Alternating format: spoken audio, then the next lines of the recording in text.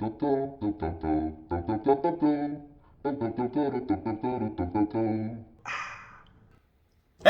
welcome back to the Half Naked Quilter. My name's Clay, and this is Season 1, Episode 3.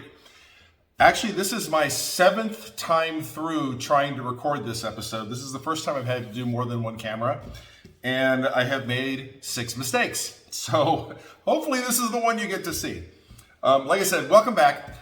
In the previous lesson, in the previous episode, I went through all of the equipment and supplies and materials that you're going to need. So hopefully what you've done now is gone out, gotten everything you needed, found yourself a space in your house, and set up your little sewing area. And like I said, I have a really tiny space here. You don't need much space. But you'll need to have done all of that before we move on. In this episode today, what we're going to do is cut fabric for the first time. I have to say, quilting is one of the strangest hobbies.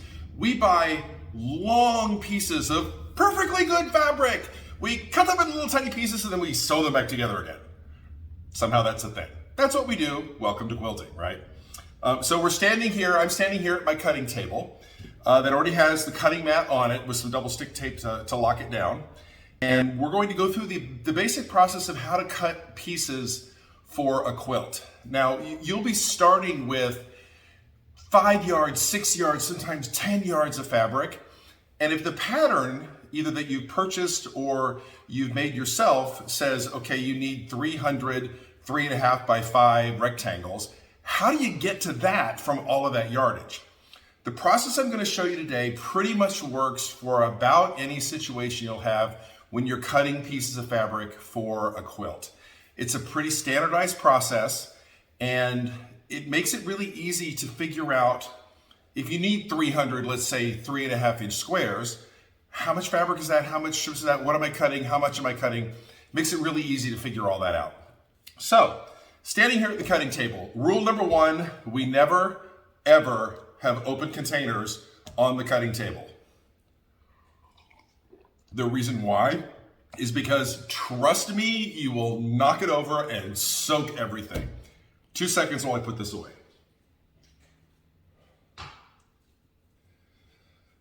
I have tried in the past to get away with that, and inevitably I'll knock it over, and I got, in my case, iced tea everywhere. So, no open containers on the cutting table. Now, if you've got a bottle of soda or something with a lid, fine, as long as you keep putting the lid back on, I have to take a swig, right? All right. So, just to get us reoriented, this is where we're going. And this is my brand new desk camera. Hi. We're doing 9-patch. Now, 9-patch blocks are really simple. It's a block made up of 9 squares. 1, 2, 3, 4, 5, 6, 7, 8, 9, right? When we put the quilt together, what we'll end up with is a block like this, and then a block that's exactly the same size, but it's a solid piece of fabric. So what this ends up being is a checkerboard of checkerboards. One of the things I really like about 9-patch is, A, it's completely foolproof. You're gonna find this one really, really easy to do and really easy to be successful. But the other thing is, depending on how you organize these squares, you can get completely different looks. Let me just show you really quickly. Here are the squares I cut for the previous 6 versions of recording this. So this has the dark squares in the corners and in the center. Let's see what happens when we reverse that. So we're going to take and put the light squares in the corner and the center. And by the way, this is something quilters do all the time. When we're not sure about a layout, we'll cut pieces, go to the cutting table and play around. We do this all the time. So this is not unusual. So there we go. So there's the version with the dark ones flipped from where they were in this block over here. And you see how it creates a different pattern. This ends up being a plus sign, and you'll end up with kind of a grid of those across the quilt when you're done. Another option here is to replace that center one, let's say, with one of the corner ones, right? Again, you get a completely different look. Another way to rearrange this is let's make a diagonal out of it. That goes there, that goes there, that goes there. I need one more. So you end up with a diagonal line, and when you put the quilt together, it makes a pattern of diagonal stripes across your quilt, and you can pivot these things around and have them go all kinds of different ways. One other option I'm going to show you, I did this one recently when I was trying to use up lots of little bits of fabric, and I had forgotten how cool this looks. What we're going to do is put the dark ones all the way around the outside edge and put a light one in the center. These things like to stick together. There we go. Put a light one in the center. And what you end up with is this sort of bullseye effect, right?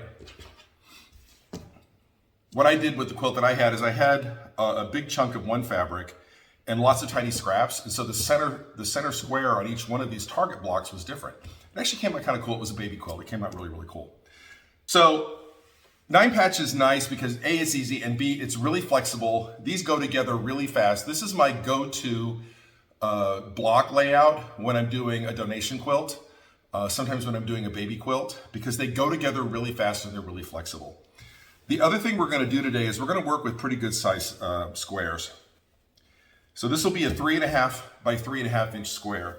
So the finished block will be 9.5 by 9.5, and then we'll cut solids, solid blocks that are 9.5 by 9.5 as well. A hint about the quilting world, because we use 1/4 inch seam allowances, pretty much everything ends up being something and a half, right? Because there's a seam allowance on both sides. So it'll be 3.5 or 9.5 or 12.5 or 6.5 or whatever. But you'll get really good at doing math that way, right? All right, so this is where we're going. Now you notice there are 5 dark squares and 4 light squares in this particular layout. Now, if we were working from a pattern, you'd already know how many blocks you need. The last one I did, I had like 60-something blocks in the quilt. For our practice purposes here, we're going to do 7. And I'll tell you why a little bit later, but we're going to cut enough squares to do 7 blocks. So, time to cut fabric. Yeah. All right, let's start with the light. So grab your light fabric, in my case it's this white that I got on sale. Go ahead and unfold it on your cutting table. And if you've got extra yardage that extends past this side, just fold it up and pile it up on one side. When you're working in a small space, we do that a lot, all right? Now I've got this fabric is folded. It's exactly how it came off the bolt when I bought it from the store. I didn't pre-wash it or anything. I did hit it with an iron real quick, but that's it. Most quilt fabrics come 44 or 45 inches wide. That's pretty much the standard across the quilting world. You'll discover my batik isn't. The red batik that I'm using is the dark, and I'll talk about that in a minute. But when folded in half, this is 21 inches. Now remember I told you to get a 24-inch cutting mat, right? That also means now that when you lay this folded fabric down, you've got mat sticking out on both sides, right? That makes this really, really easy. So what you're gonna do is put the fold facing you and line that fold up on one of these horizontal lines. Now, whichever one you pick, make sure you can still see the tick lines along the top, because you're going to line your ruler to both sides. So make sure you can see both sides. So align that fold to one of the horizontal lines. Now, the first step here is we have to square this fabric to the cutting mat. Because if we square it to the cutting mat, if we use the tick lines on the cutting mat, then everything we cut will be square. So you've already aligned the fold up horizontally. We need to make a nice, clean, vertical cut on the right-hand side of this fabric. When you get it cut from the store, they never cut them straight because they're moving too fast. So the first thing you have to do is square this.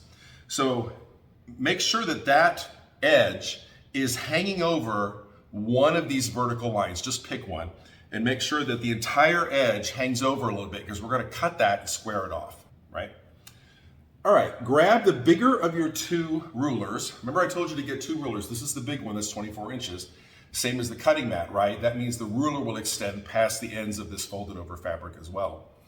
We're gonna lay it down, and this is the vertical line that I chose as my alignment to square this fabric off. Grab your rotary cutter now. And I'm gonna teach you a way to use this that will minimize the chances of you cutting yourself.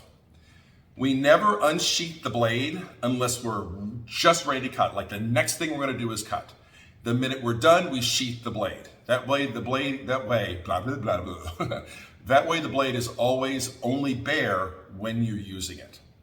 So I've got the fabric laid out the way I wanted it. I've got the ruler aligned along one of these vertical lines so I can trim off the side, unsheath the blade, Snug that up against the edge of the ruler. You don't have to press that hard. This is only 2 layers of fabric, right? Hold the ruler down. One nice, clean, continuous cut edge to edge. Sheath the blade. That way, if you get distracted and you're doing something, you don't suddenly nick yourself, or you put it on the tabletop and you're brushing and you nick yourself. This is how you're going to keep yourself from, you're still going to do it, but you'll do it a lot less frequently. Now, we'll take that little piece of fabric and we'll throw it away. I keep a small garbage can underneath my table, and when I'm really lazy, I just brush it off on the floor and sweep it up later. So now what we've got is this piece of fabric is now squared to my table. So I can truss the tick lines on the mat, and I'll get strips that are exactly the same width and nice and square every single time. So that's step 1.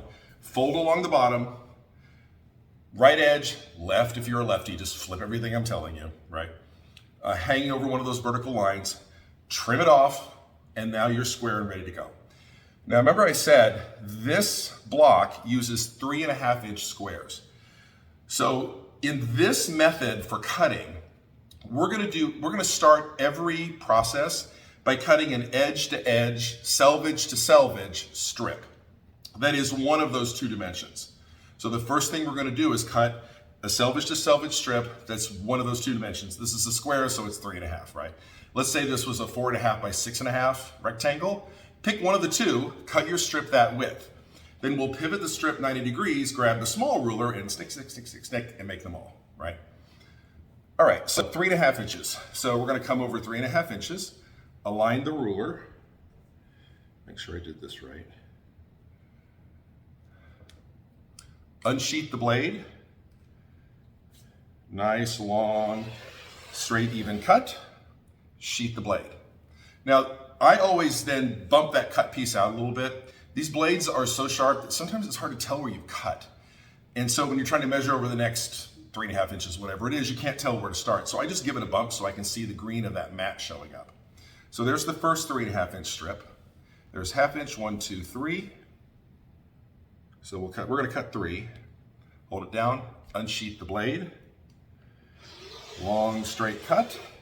Sheath the blade, give it a bump, right? So there's 2. Now we'll do the third one. 1, 2, 3.5. All right, unsheath the blade. Here we go. Oh, look what happened. My ruler slid. That happens. It's not the end of the world. Let me show you what to do about it. Finish the cut. All right, finish that cut. Now we know we can't use this piece because it's wonky, right? So we're gonna set that aside. It's gonna go into your scrap bin. It'll make its way into another quilt at another time. Now all we have to do is re-square this, just like we did at the beginning. So pick one of the vertical lines, line your ruler up, see how wonky that cut was? Yeah, you can see that. There we go. Just re-square it, throw that away. Same process. So if your ruler slips on you, it's not the end of the world. Finish the cut, come back, re-square, and move on. You can get away with this because whenever I buy fabric for a project, I always buy 10% more than I need. That way I've got extra in case I make a mistake like this, or my math was wrong somewhere, or I do this mistake a couple of times. I don't have to worry about running out of fabric because I bought extra. We all do it, and we've all got collections of little like half yards of fabric left over from projects. You just set them aside, they go in your scrap bin, they'll make their way into another quilt at another time. Nothing is ever wasted in the quilting world. So let's try this again. So I've re-squared the edge. We'll come over 3.5 inches. 3.5. Unsheath the blade. Long straight cut. Sheath the blade. There we go. 3 strips that are 3.5 inches wide. We can put this away now. The only time we'll ever use that big ruler is when we're doing selvage cuts at the beginning of a process. So we'll put this fabric to one side. Pardon me if I'm snipping. I live in Palm Springs, and in the last 2 weeks, we've gone from 100-degree weather to 70-degree weather, and my sinuses have gone, woohoo, right? All right, let's pivot all these things 90 degrees, and let's cut these into squares. So again, first step of the process, align to one of the horizontal lines. So we're going to align this strip to one of the horizontal lines on the cutting mat. Now in this case, this manufacturer's edge, it's called the selvage. First thing we have to do is trim that off because you never want that to show up in a block. In a printed fabric, It has copyright information and style information and printing information along that selvage. In this case, this is a solid, but the selvages are also woven tighter to make things more stable during manufacturing. So we always cut the selvages off and throw them away first. So make sure those selvages, right, are hanging over, pick your vertical line. All right, now grab the smaller of your two rulers. The reason I had you get the small one is because horsing that monster around when you're doing tiny cuts like this will drive you crazy, right?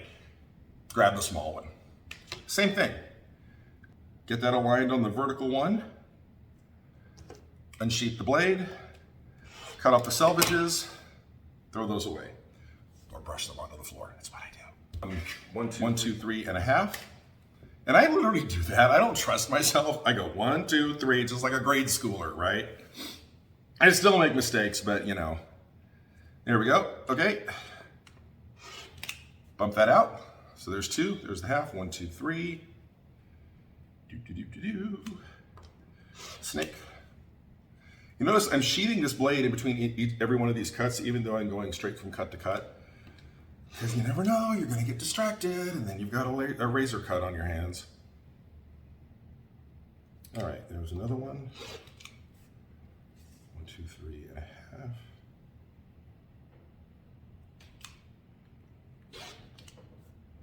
And I think I can get one more here. Look, pulled it sideways. Not the end of the world. Realign that strip to your grid and continue to march. You'll do it. 1, 2, 3 and a half. Here we go. Cool.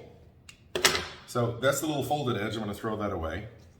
So this gives us 2, 4, 6, 8, 10, 12. And I said we wanted enough for 7 blocks, right? And there's 4 of these in each. So that's a total of 28 white squares that we need. So there's 12. Bring the next one down. Now, eventually you'll get confident enough that you can stack a couple of these. I never stack more than 4 layers because I can't trust myself to cut it evenly when I do that. I wouldn't recommend you do that yet. Stick to just doing 2 layers at a time until you get really good into the rhythm and everything. And then you can try like layering 2. I wouldn't go more than that though. Line, cut off the selvages, brush them onto the floor. 1, 2, 3 and a half. One of the truths about quilting is if your squares or if your patches are cut square, then you're more likely to sew them square. We use the edge of the fabric to guide our 1/4 inch seam allowances for everything, and so if this is right, then the sewing is likely to be right. If you cut the pieces wonky, they're going to sew wonky. So this is, to my mind, this is the most important part of the process. 1, 2, 3. Here we go, snake. 1, 2, 3 and a half. Just going to do our little 3.5 inch cuts. Everybody thinks of quilting as a sewing process, but frankly, I think we spend more time cutting and ironing than we do actually sewing, to be completely honest. The project I'm working on right now, you can see it pile up on the table behind me, is this is actually a block we're going to do in season 2. It's my new bed quilt, and it has a little over 1,500 pieces. Little tiny rectangles. I don't know what I was thinking. There's that little folded edge that goes away.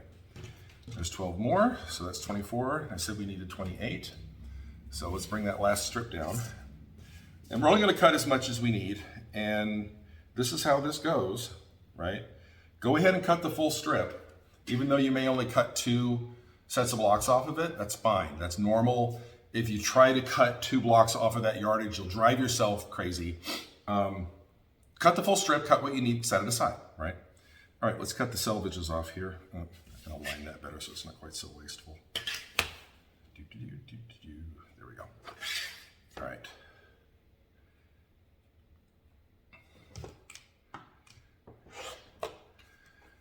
Yeah, you're going to get really good at cutting 50 million pieces of fabric. like I said, that bed quilt has 1,500 pieces in it. I don't know what I was thinking. So we had 24, we need 28, 25, 26, we need to do one more cut. There we go. All right, hang that back up. So there's our last two. Now what I'm left with is a 3.5 inch strip. The reason I always start cutting on the selvage side is because if I have something left, it's all in one piece, right? And in kind of the quilting world, when you're dealing with scraps, the bigger the pieces, the better, because it gives you more options. If I had started from the fold side and cut off the fold first, I would have ended up with two pieces that were this long instead of one piece that's this long, right? And it's just, it's more efficient later on down in the process. So we will set that aside. All right. So we've got, actually we have one more than we need of the white squares. That's fine too, happens all the time. Let's go to the dark. So this is the exact same drill. The dark needs 5 per, right? And we're aiming for 7 blocks, so that's 35 squares that we need this time. So let's open this up on our cutting table. There we go. Align that, I got fold on this side. Align that fold to one of the horizontal lines on your cutting mat. Yep, I gotta go a little further. There we go. All right, something I want to point out with this fabric. Let me grab the big one. Remember I said that most quilt cottons are 44 to 45 inches wide. This one's an exception, and what's interesting is this actually comes from one of the big fabric manufacturers. They're known for their hand dyes, that's what this is, and their batiks. They're one of my go-tos. But their fabrics aren't the standard 44 to 45 inches. In fact, if you look at this, I've got just short of 22 inches here. This fabric is actually about 41.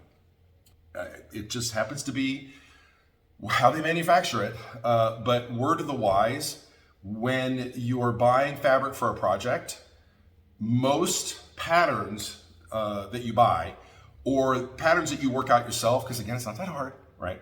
Patterns you work yourself, when we're trying to figure out yardage, we always assume it's 44 to 45 inches when we're doing our arithmetic. Where you'll get in trouble is when you find a fabric that you really, really, really want, and then you hold it, there's something weird about this, and you look at it and it's narrower, which means you have to redo your arithmetic. I didn't do that, actually it was this project. I had done the math. I was actually doing a memorial quilt for a friend of mine that passed away, and his partner asked me to turn all of his Aloha shirts into a memory quilt for him. It's a very, very common thing. It's a very Midwestern quilting world thing where you turn your loved one's clothing into a memorial quilt. And I bought this as one of the background fabrics, and I'd done my math. It was a California King. It's one of the biggest quilts I've ever done. I'll have to show you a picture of it at some point. Bought the fabric online, because I actually have the sample card for this line because I use it so much. Got the fabric and started cutting, came up short, and I just stood there dumbfounded, like, hold on, my math can't have been that wrong. It's just arithmetic. And then I realized that this fabric's narrower, and I was getting slightly fewer pieces per strip. So word of the wise, you know, it's almost always 44 by 44, 45 inches wide until it's not. All right, so I've got this aligned. We're gonna clean up the edge. So we'll pick up that vertical line that I hung the cut edge off. You can see this one's not even close to being straight. There we go, throw that away. Same drill. So 1, 2, 3.5. 2, 3.5. There's the first one. 1, 2, 3. If I can figure out how to do it, I will time lapse this, so you don't have to watch the.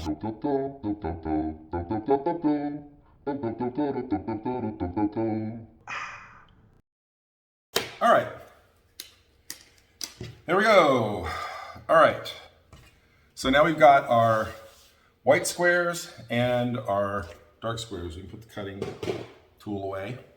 One of the things about working in a small space, especially a small cutting table, use something, put it away. Use something, put it away. I mean, I'm not following that rule. I've got stuff piled here because I've got 3 projects in process all at the same time right now. But Don't keep things on your table any more than you have to because you have limited space to start with, right? All right, so let's make our piles. Let's start with the dark ones. So we need 5. So there's 2,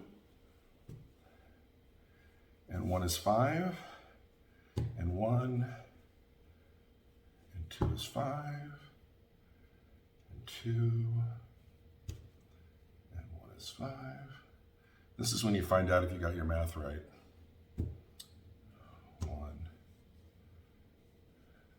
is 5, 2, and 1 is 5, 1, 2 is 5, 1, 2, 3, 4, 5, 6. What did I do wrong? 3, 4, 5.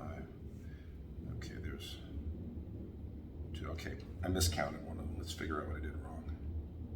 That one's right.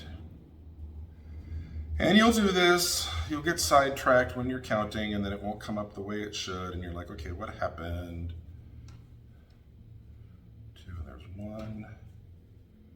1, 2, and there's 1. Up there it is.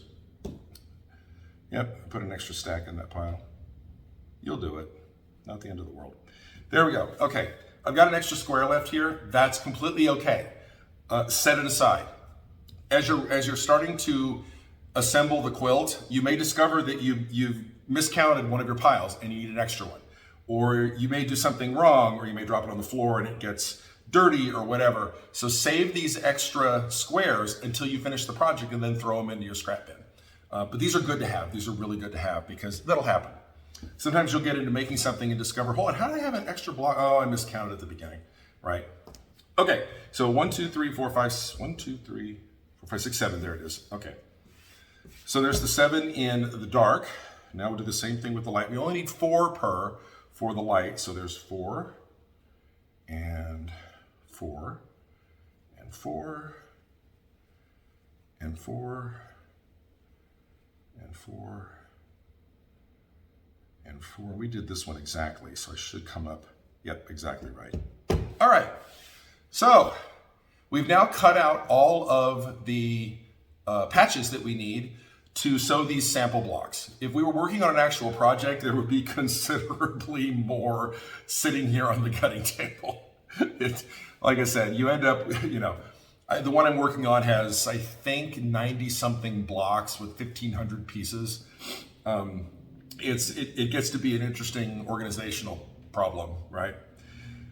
All right, so the cutting process is pretty straightforward, right? We're always gonna start with a selvage to selvage cut that is one of the 2 dimensions of the piece we're trying to get to, rectangle, square, whatever, pick one of the 2 dimensions.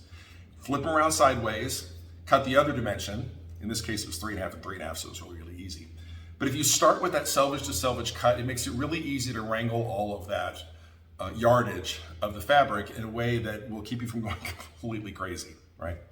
All right, so the next step of the process is, if you haven't been doing this with me as I went through it the first time for you to cut your own fabric. So grab one of the 2, grab the light and the dark. You need 20, see, 4 times 7, 28 of the white ones, of the light ones, 35 of the dark ones. That'll appear in a little thing right underneath here if I play it right. Make your piles, and then in the next video, we're gonna start sewing. And you're gonna discover really quickly that this process ends up being sewing and ironing. We go back and forth a lot. Just as a preview, the first way I'm gonna show you to sew this 9-patch block together is sewing the entire block all at one time. I want you to see how it goes together. When we're doing what I think of as production sewing, when we're doing 50 million of these things, that's hardly ever how we do it because it takes too long. So I'm going to show you a second way that experienced quilters use when we're making a lot of something. It's called chain piecing, where we do the same step for every single block all together, cut them all apart. Okay, now do the next step for all the blocks. Okay, cut them all apart. It just goes a lot faster that way. So I'm going to show you both methods when we do the first of the sewing lessons. So go off and cut your fabric, and I will see you in episode 4.